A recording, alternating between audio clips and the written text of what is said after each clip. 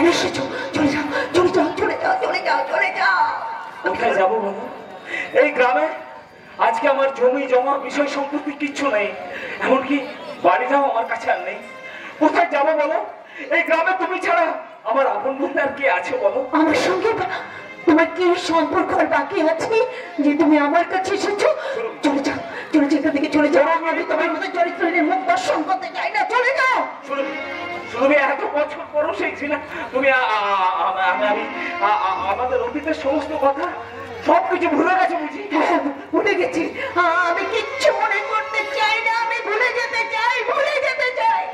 সুরভি, আমি নির্দোষ, আমাকে একটু বোধ পাওয়ার চেষ্টা করো, আমাকে বিশ্বাস করো। কি বুঝবো, কি বুঝবো তোমাকে? কি বিশ্বাস করবো তোমাকে?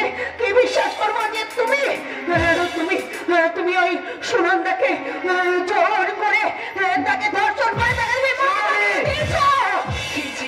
তোমার এতটুকু লজ্জা করলো না? এই তো মা কথা বলতে তোমার এতটুকু লজ্জা করলো? তুমি এতদিন এইটুকু বুঝতে পারলে না যে আমি একটা ষড়যন্ত্রের শিকার হতো? এইটুকু বুঝতে পারলে না? শুনুন, আমাকে একটিবার একটা কথাটা শোনা, একটিবার আমাকে বিশ্বাস করো প্লিজ, প্লিজ শুনুন প্লিজ। আরে আরে সৌরভ যে কখন এলে?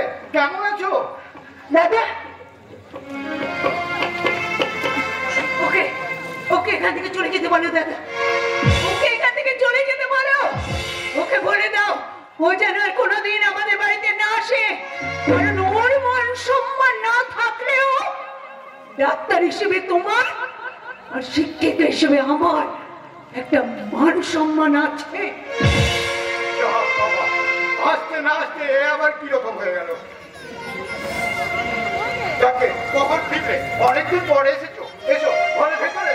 না ডাক্তার, আমি বাইরের মানুষ, তাই বাইরেই চলে যাচ্ছি।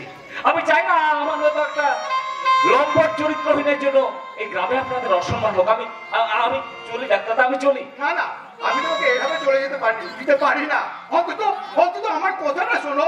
ডাক্তারটা বিশ্বাস করুন, আজ 5 বছর পর গ্রামে ফিরে আমি ভেবেছিলাম গ্রামের প্রত্যেকটা মানুষ যখন জানতে পেরেছে আসল কথা, সুরভিও নিশ্চয়ই জানতে পারবে, কিন্তু আমি ভুল ছিলাম ডাক্তারটা, আমি একেবারে ভুল ছিলাম। এ কথা বলো না সৌরভ, আমি সব বুঝি। গ্রামের প্রত্যেকটা মানুষ তোমাকে আগের মতোই সম্মান করে। তাছাড়া আমি আছি, তোমার বৌদি আছে, তুমি একদম দুঃখ করো না। ডাক্তারটা বিশ্বাস করুন, আজ ওই মহেন্দ্র গাঙ্গুলি আমার কাছে ওই জমি জমা বিষয় সম্পত্তি সব কেড়ে নিয়ে আজ আমাকে পথে নামিয়েছে। তার জন্য আমার বিশেষ দুঃখ নেই, দুঃখ শুধু একটাই যে আজ 5 বছর পরও ওই সুরভি ভুল বুঝে শুধু আমাকে ঘৃণাই করে গেল, শুধুই ঘৃণা। সব ভুলে যাও, ওসব কথা ভুলে যাও সৌরভ। আবার তুমি ঘুরে দাঁড়াবে, এই সমাজের বুকে মাথা উঁচু করে বাঁধবে। ডাক্তারটা এই সমাজের বুকে জন্ম নিয়েও যাদের কাছে পূর্ণিমা অমাবস্যার কোনো মানে থাকে না, তাদের আর বেঁচে থেকে লাভ কি বলতে পারেন? ডাক্তারটা আমি তো গ্রামের উপকার করেছিলাম, এত বড় বংশে জন্ম নিয়েও আজ আমাকে ষড়যন্ত্রের শিকার হতে হলো কেন বলতে পারেন? ডাক্তারটা আমি তো সবার ভালো চেয়েছিলাম বুঝলেন, তাহলে আজ গোটা গ্রাম আমাকে বিশ্বাস করলো, সুরভি আমাকে কেন বিশ্বাস করতে পারলো না বলতে পারেন? পারবেন না ডাক্তারটা, আপনি কোনো কিছুই বলতে পারবেন না। আর আজ আমার বেঁচে থাকার কোনো মানে রইল না ডাক্তারটা। তাই আজ থেকে আমার এই জীবনের গতিধারাটাকে আমি পাল্টে নিলাম ডাক্তারটা, আমি পাল্টে নিলাম ডাক্তারটা। আমার এই জীবনটা না, আমার এই জীবনটা যন্ত্রণায় যে ভরে গেছে ডাক্তারটা, আমি আর বাঁচতে পারবো না ডাক্তারটা, আমি আর সোজা বলে বাঁচতে পারবো না। সৌরভ, ব্যথার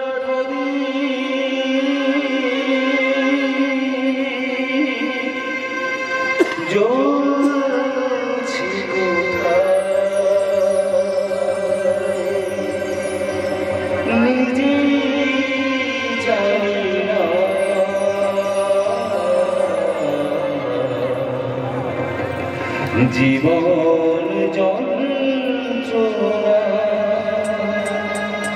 তোমার জীবন যন্ত্রণা, ব্যথার প্রদীপ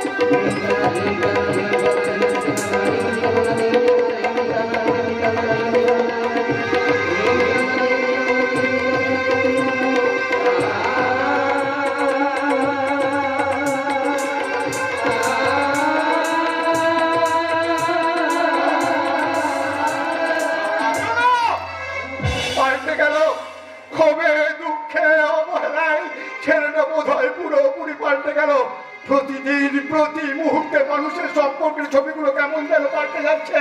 সৌরভ সুরভির জীবনে আজ থেকে 5 বছর আগে বয়ে যায় এক অজানা কালো বৈশাখী ঝড় ওদের দুজনের জীবনটাকে তছনছ করে দিল। সুরভি হৃদয়ের যুদ্ধ সীমান্তের পাহাড়ের মতো ক্ষত বিক্ষত, যার জন্য এখনো সৌরভকে ভুল বুঝে বসে আছে। সৌরভ এক রাত হতাশা অবহেলা নিয়ে কোথায় যে চলে গেল তাকে জানো না। সৌরভ সুরভির রাজ্যে জানি করে বাঁচতে চাইছে, কিন্তু আমার আমার কথাটা তো কেউ একবারও ভাবছে না। আমি জীবনে কি পেলাম, কি হারালাম, তার হিসাবটা যে আর করে দিল না। আমাকে আর ছেড়ে দিয়ে চলবে না।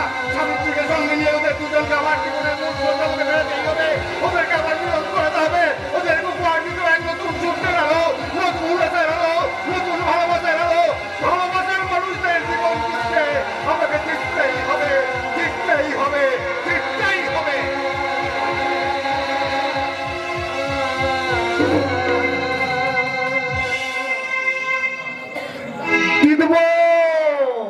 ওই থৌলভ সিংহের সাথে লড়াই আমাকে জিততেই হবে। আমার বাবা তুই মহেন্দ্র গাঙ্গুলি খেয়েছে থৌলভ সিংহের সম্পত্তি, আর আমি খাবো ওর তন্দলি বাগদত্তার থুলবিকে। ওই থুলবি হবে আমার কীর্তিটা। তিনি রাধা রানী যমুনাতে যায় আর আনিবিটা খুঁজে মরে মস্ত রানী কৃষ্ণ লীলা। ভনিতা বন্ধ করো, ভনিতা বন্ধ করো। থৌলভ সিংহের কি খবর এনে তো সেটা একটু বলো তো ভালো করে শুনি। আর বলতে হবে না বাবা, ওই সৌরভ সিংহ এখন সিংহপুরের 1 নম্বরের মাতাল হয়েছে। 3 লাখ বাউরি পাড়ায় ওই মাতন বাউরির বাড়িতে বাংলা মদ খাচ্ছে আর পড়ে থাকছে।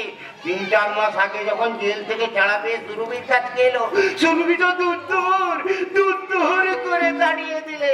সেই থেকে ছোট ঠাকুর একেবারে মদে ডুবে আছে। আমি সব বুঝে গেছি, আর কিচ্ছু বলতে হবে না। এবারে কয়েকটা কথা না ওই ডাক্তার থেনেল বাড়িতে গিয়ে বলতে হবে। কি বলতে হবে, কাছে তো তাহলে সবাই আবার শুনে ফেলবে। কানে কানে বলতে হবে, কানটা কাছে নিয়ে তো ধন্য বাবা পণ্ডিত।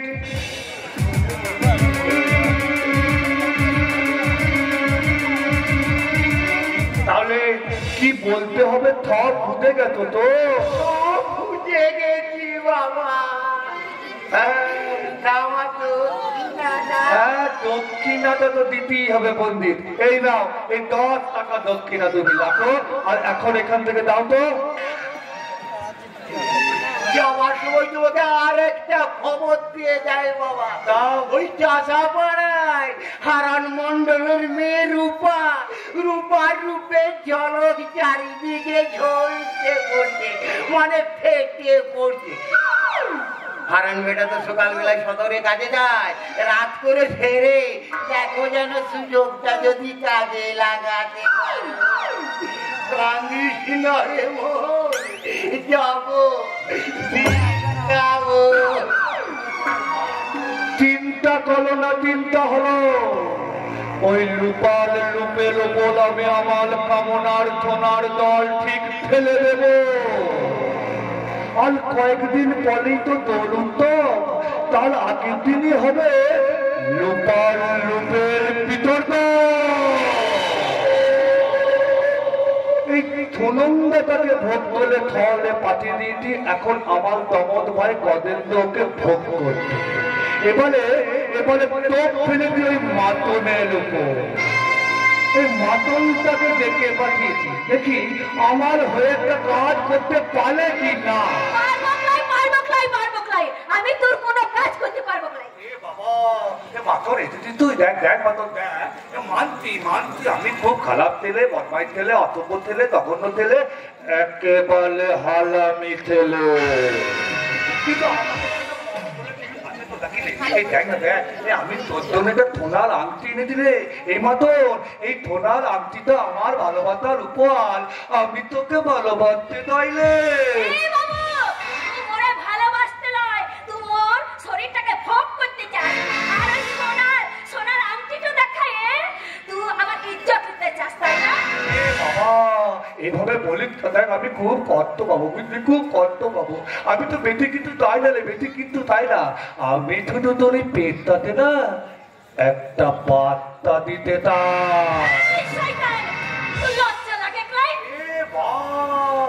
আমার লজ্জা লাগবে কেন? আমি প্রাপ্তবয়স্ক ছেলে, আমার লজ্জা লাগলে তলে তলে।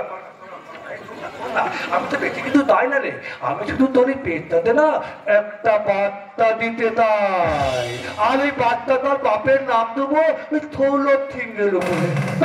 আমার কাজ খতম। এমনি করলে না তো না, একটা বার্তা দে না। আদা আদা मैं हूँ प्याल दिला, बल्ला बल्ला निकाल दिला। आदा आदा आदा आदा आदा आदा आदा आदा आदा।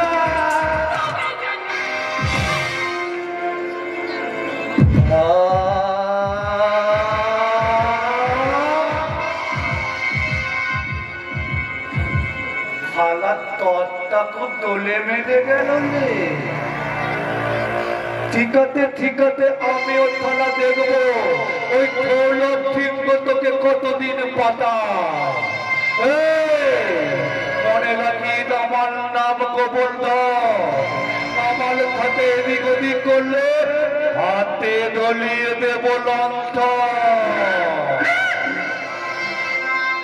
ঠিক আছে, এই মাতন যখন বার্তা দিলই না, তখন এই হালান মন্ডল বলে গেল না, এই রূপাকে বলে দেখি একটা বার্তা দিতে পারলে কি। এই রূপাকে ওই গ্রামে আর একেবারে দেখতে পাওয়া যাবে না, মাতনকে বলে রাখতে হবে রূপাকে তুলে আনার জন্য। রূপাকেও আমি তুনন্দাল মতো একেবারে হাফিজ বলে দেব। আর সেই দিনটা আসবে খুব ঠিকই, সেই দিনটা হবে ওই দোল উৎসবের আগের দিন। আর সেই দিন মানে ওই দোল উৎসবের আগের দিন আমি গাইব